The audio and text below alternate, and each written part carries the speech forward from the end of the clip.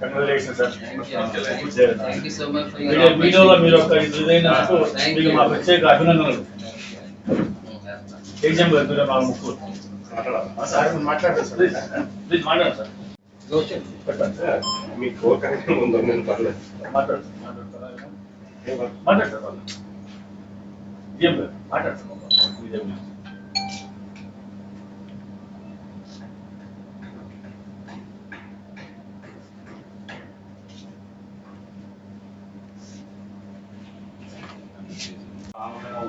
Welcome sir. అయితే ఈరోజు మన సిటీ జర్నలిస్ట్ వెల్ఫేర్ అసోసియేషన్ నుంచి వి సునీల్ గారిని మనం గౌరవ అధ్యక్షులుగా ఎన్నుకోవడానికి ఈయన గురించి చెప్పదామని మమ్మల్ని ఈరోజు కష్టమైన కారణం. అసలు వి సునీల్ గారి గురించి చెప్పాలంటే ఎక్కడో మారుమూల ప్రాంతంలో విజయనగరం జిల్లాలో ఒక విలేజ్లో ఒక సామాన్యమైనటువంటి కుటుంబంలో పుట్టి హైదరాబాద్కి వెళ్ళి అక్కడ ఇంజనీరింగ్ చదువుకొని ఎంతో ఉన్నతమైన చదువుకొని అక్కడ కూడా డిగ్రీ పట్ట పొంది ఎయిర్ ఫోర్స్ లో అంటే సెంట్రల్ గవర్నమెంట్ ఎంప్లాయ్మెంట్ జాబ్ సంపాదించి ఫస్ట్ అపాయింట్మెంట్ 10,000 మంది ఇంటర్వ్యూకి వెళ్తే 6 పోస్టులో ఒక పోస్టింగ్ వచ్చింది. ఫస్ట్ పోస్టింగ్ ఇది బొంబాయి ఎయిర్పోర్ట్ లో జాబ్ చేశారు. దాని తర్వాత ఏమో అహ్మదాబాద్ వచ్చారు, తర్వాత బెంగళూరు వచ్చారు, తర్వాత మళ్ళీ ఏమో ఆస్ట్రేలియా వెళ్ళారు. చేసుకుని వచ్చిన తర్వాత ఇతను ఏమనుకున్నారంటే సరే ఈ 2 లక్షలకి 3 లక్షలకి సెంట్రల్ గవర్నమెంట్ జాబ్ చేయడం కరెక్ట్ కాదు, సరే ఇది కాలింక మనం చెప్పేసి అందులో రిజైన్ చేసి విద్యా సంస్థలు పెట్టుకుందామని చెప్పేసి విద్యా సంస్థ పెట్టాలని ఒకేసారి వాండ అయిపోతే దాని మెలకు తెలియని ఒక దగ్గర జాబ్ చేశారు. సీఎం గారు వేరే కాలేజీలో వైజాగ్లో జాబ్ చేసి అందులో బిల్కులు అన్ని చేసుకున్న తర్వాత సొంతంగా ఇప్పుడు మన ఆంధ్రప్రదేశ్లో 3 బ్రాంచ్లు ఉన్నాయి. కాకినాడ, రాజమండ్రి, విశాఖపట్నం. ఈ 3 బ్రాంచ్లు కలిపి ఈ రోజు 800 పైచీలకు స్టూడెంట్స్ ఉన్నారు, 150 మంది ఫ్యాకల్టీ ఉన్నారు. అంటే ఇంత చిన్న వయసులోనే ఆల్మోస్ట్ 35-40 కిలోమీటర్లు ఉంటారు. చూడండి, సెంట్రల్ గవర్నమెంట్ జాబ్ సంపాదించడం, ఇంజనీరింగ్ హైదరాబాద్ చేయడం, ఆ జాబ్ రిజైన్ చేయడం, ఇంకో దగ్గర జాబ్ చేయడం, మళ్ళీ త్వరగా ఇప్పుడు ఇంత ఫ్యాకల్టీ పెట్టి మరి జాబ్ చేయడం. ఇది ఎంత కూడా మీరు ఆలోచించండి. ఇతనికి ఒక మీడియా మీద ఒక ఫ్యాక్షన్ ఉంది. దీంతో పాటు ఇది ఢిల్లీలో పోస్ట్ ఉంది. మన ఆర్థిక మంత్రి నిర్మలా సీతారామన్ గారు MSME అని పోస్టింగ్ ఉంటుంది. స్టాండింగ్ కమిటీలో బోర్డ్ ఆఫ్ మెంబర్. కాకినాడకి విశాఖపట్నం ఈయన MSMEలో బోర్డు నెంబర్.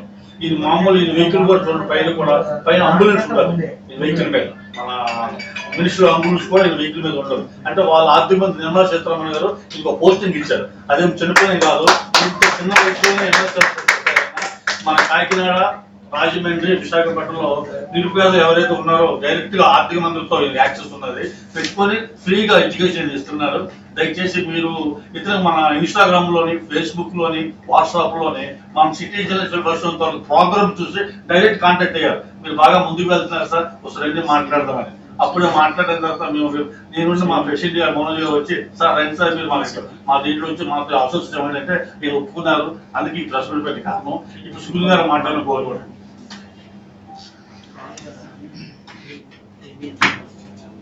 ఇంకో విషయం, ఏమో ఎన్ఆర్ఐ అయినా అతనేమో దుబాయ్లో ఉంటారు. దుబాయ్లో డిపార్ట్మెంట్ స్టోర్స్, ఈ మదరేమో గవర్నమెంట్ ఎంప్లాయ్మెంట్, బ్రదర్ కూడా బ్యాంక్ ఎంప్లాయ్, మొత్తం అంతా ఎడ్యుకేషన్ ఫ్యామిలీ. దీంతో పాటు ఏంటంటే మీడియా ఒక ఫ్యాస్ట్ ఉంది.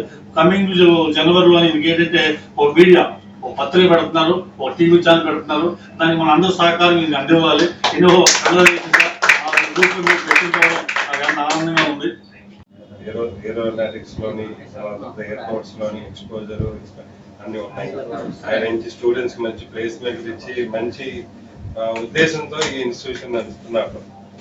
సో ఈయనకి వేరియస్ ఎక్స్పాన్షన్ కూడా ఇంకా ఎక్కువ చేస్తున్నారు. ఎలాగ మనం ప్రజలకు ఉపయోగపడతాం, ఎలాగ మనం యంగ్ జనరేషన్ కి ఒక మంచి జాబ్ ఓరియంటేషన్ ఇస్తాం, మంచి ప్రోగ్రామ్స్ ఇస్తాం అనే ఆలోచనతో ఆ దృక్పథంతో ముందుకెళ్తున్నారు. ఆయనకి మీ ప్రెస్ సపోర్ట్ కూడా ఉంటే ఇంకా ముందుకు వెళ్తారు. నర్మరాల్లో ఆయనకైతే ప్రెస్ ఉంది, వాళ్ళ మాయ గారు కూడా ప్రెస్ లో పెద్ద రిపోర్టరే. సో బేసికలీ ఆ బ్యాక్గ్రౌండ్ తో మీ అసోసియేషన్ తో ఇంకా మా సంస్థ ముందుకెళ్తాదని, మీ వల్ల మా వల్ల కొద్దిగా మ్యూచువల్ బెనిఫిట్స్ తో ముందుకెళ్తామని ఈ దినంలో మా చైర్మన్ గారికి ఆనరీ పోస్ట్ ఇచ్చినందుకు మా సంస్థ తరఫున ఏజిఎం గా నేను కంగ్రాచులేట్ చేస్తూ మీ అందరికీ వెల్కమ్ చేస్తాను.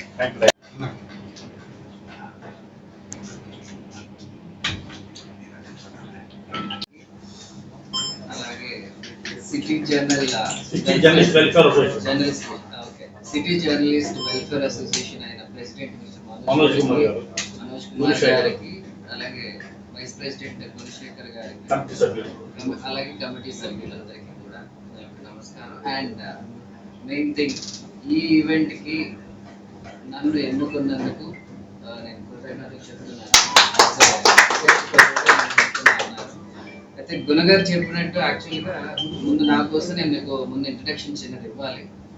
నేను సుగున్, నా ఎయిర్ క్రాఫ్ట్ మెయింటెనెన్స్ ఇంజనీరింగ్ అనేది 2004లో హైదరాబాద్లో కంప్లీట్ చేసుకొని వివిధ ఎయిర్పోర్ట్స్లో ఎయిర్పోర్ట్ మేనేజర్గా చేస్తూ, అలాగే ఇతర దేశాలకు కూడా వెళ్ళి నేను ఎయిర్పోర్ట్ మేనేజర్గా జిఎంఆర్ తరఫున వర్క్ చేస్తాను.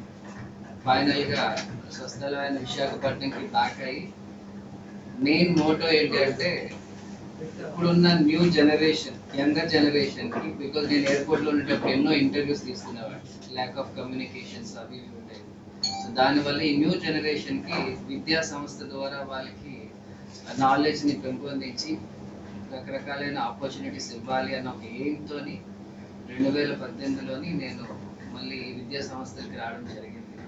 అలాగే ఇప్పటి వరకు మోర్ దెన్ 500 మందికి నేను ఆపర్చునిటీస్ ఇవ్వడం జరిగింది త్రూ ఈ విద్యా సంస్థ ద్వారా. ఈ ఎయిమ్స్ కాలేజ్ అనేది కూడా 2023 నుంచి స్టార్ట్ చేయడం జరిగింది. 3 బ్రాంచెస్తో స్టార్ట్ చేశాను. ఇప్పటి వరకు ఈ 3 బ్రాంచెస్లో కూడా మోర్ దెన్ 200 మెంబర్స్కి మనం వివిధ రకాల ఆపర్చునిటీస్ ఇచ్చాం. ఈ యొక్క ఎయిమ్స్ యొక్క విద్యా సంస్థ ఏదైతే ఉందో ఇది ఓన్లీ ఫర్ పొటెన్షియల్ పీపుల్ మాత్రమే కాకుండా ఎవ్రీ ఇయర్ ఆల్మోస్ట్ ఒక 5 మెంబర్స్కి ఎవరైతే నిరుపేద పిల్లలు ఉన్నారో వాళ్ళకి ఫ్రీ ఎడ్యుకేషన్ ఇస్తూ ఈ ప్రాసెస్ అనేది జరగడం జరిగింది. అలాగే మా యొక్క మెయిన్ విజన్ ఏంటి అంటే రాబోయే వితిన్ ఒక 3 to 4 years లోపల మినిమం ఒక 10,000 ఆపర్చునిటీస్ ఇవ్వాలి యూత్కి అనే ఉద్దేశంతో ఆ విజన్ అనేది మేము పెట్టుకున్నాము. అదే కాకుండా 2024లో నాకు మినిస్ట్రీ ఆఫ్ ఎంఎస్ఎంఈలో సర్కిల్ డైరెక్టర్గా నేను నామినేట్ అయ్యాను విశాఖపట్నంకి, అలాగే కాకినాడకి. సో దీని యొక్క మెయిన్ ఎజెండా ఎందుకు నేను నామినేట్ అవ్వగలిసాను అంటే various I have done the services to the society in the out side the states. వాళ్ళు దానికి గుర్తించుకొని నాకు ఈ హోదా అనేది ఇవ్వడం జరిగింది సెంట్రల్ గవర్నమెంట్ నుంచి. ఇది ఒక committee, ministry of MSME PCI.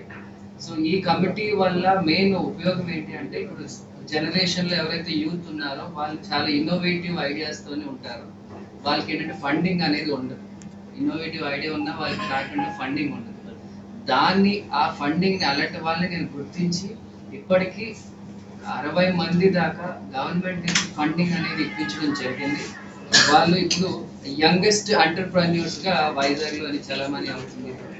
So దాన్ని నేను చాలా గొప్పగా చెప్పుకోవాలి. వాళ్ళ టీం సభ్యులకి ఎవరైతే గుణశేఖర్ గారు ఉన్నారో వాళ్ళ మొత్తం టీం సభ్యులకి నా యొక్క ప్యాషన్ని, అంటే ఎడ్యుకేషనలే కాకుండా సొసైటీలోని ఒక సర్వీస్ ఓరియంటెడ్ పర్సన్గా కూడా ఉండాలి అనే ఉద్దేశంతో ఆ మేజర్ ఛానల్ ఎలా వెళ్తే బాగుంటుంది అనే ఉద్దేశంతో ఈ ప్యాషన్ ఎంచుకున్నాను. అలాగే మా ఫ్యామిలీ మెంబర్స్ కూడా, నా బ్లడ్ కూడా యాక్చువల్గా వచ్చింది ఫ్రమ్ ఈ మీడియా దీంతోనే. ఎందుకంటే చాలా మంది మా ఫ్యామిలీ మెంబర్స్ అందరూ త్రూ మీడియాలోనే ఉన్నారు.